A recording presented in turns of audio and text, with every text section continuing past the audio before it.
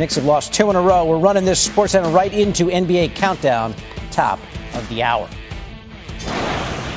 The fraught relationship between the 76ers and their all-star guard Ben Simmons continues to deteriorate. The team has grown increasingly frustrated with Simmons' refusal to work with team physicians on his mental health challenges. And now Woj is reporting that the Sixers fined Simmons a game check last night, which amounts to $360,000, and will continue fining him until he does start to cooperate. Simmons has been showing up at the team facility for some basketball activities, but he's failed to take part in other requirements. For more on this, let's get it out to the NBA Countdown crew and Mike Greenberg. Greeny?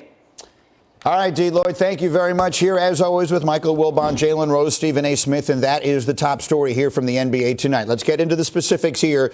D. Lloyd, you just touched on some of it. 2 weeks ago, Ben Simmons communicated to the Sixers that he was not mentally prepared to play and would seek professional assistance. Now, as you mentioned, the team has fined Simmons a game check and will continue to do that until he meets certain requirements. And so we have Adrian Wojnarowski standing by with us live. Woj, what is the latest on what I guess we can now describe as a showdown?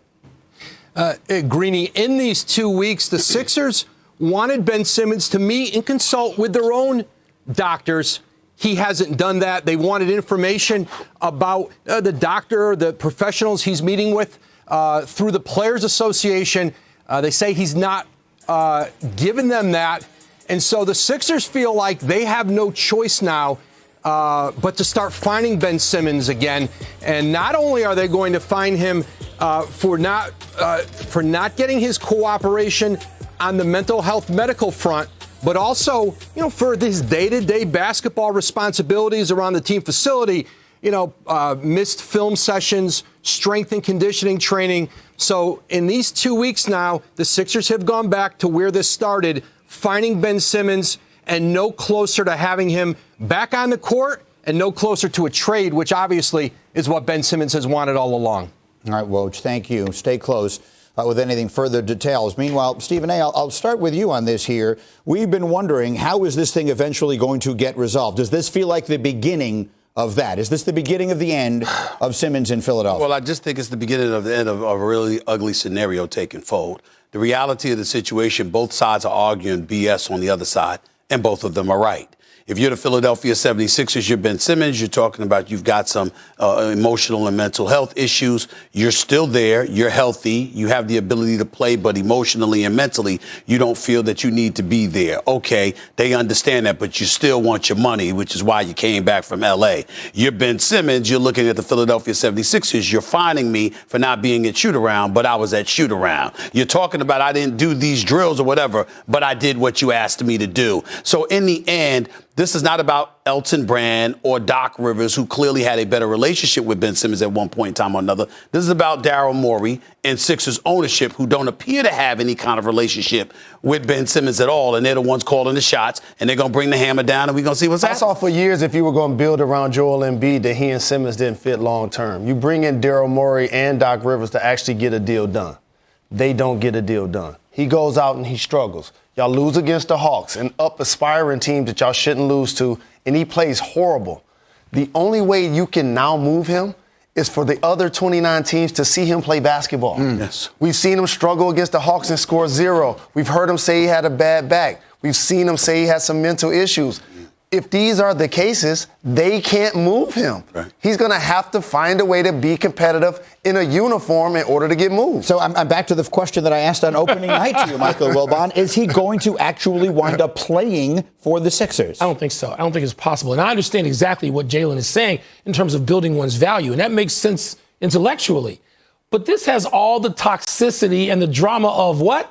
A divorce. Yeah. This is a divorce. It's going to be messy until the two sides are away from each other. I don't know how they do that. I also don't know if he can rebuild his value. While I agree with Jalen that that's what these other teams are looking for. We talk to people on other teams. This is exactly what they're looking for. But can he restore any of his value in reality? Man, this is a mess. And here's the thing. The Sixers want him to meet with their doctors.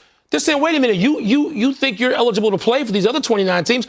Your beef is not with them. Your beef is with us, and yet you won't meet with our doctors? And they're switching it up now. If that was the argument that Rich Paul, Clutch Sports, and Ben Simmons made initially, now they're saying it's not about the 76ers. Even if he was on another team, he wouldn't be in any mental, emotional condition to play. Now, do we believe that? I'm not so sure. But I don't know.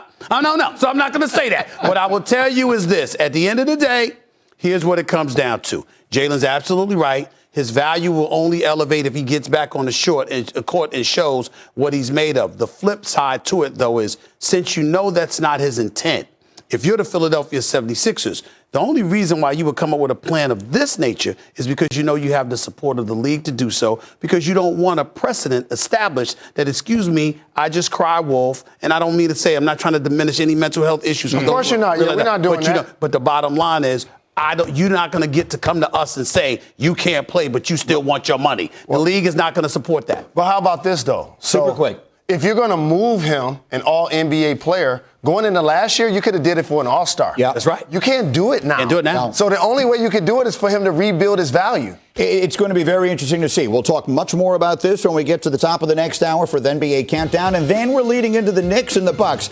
It's Giannis. He leads Milwaukee in points, rebounds, assists, and blocks. Outside of that, he's not been doing Best player in the game right there, baby. Bucks at 7. Ain't that right, Stephen A? No. Kevin Nagandi, back to you.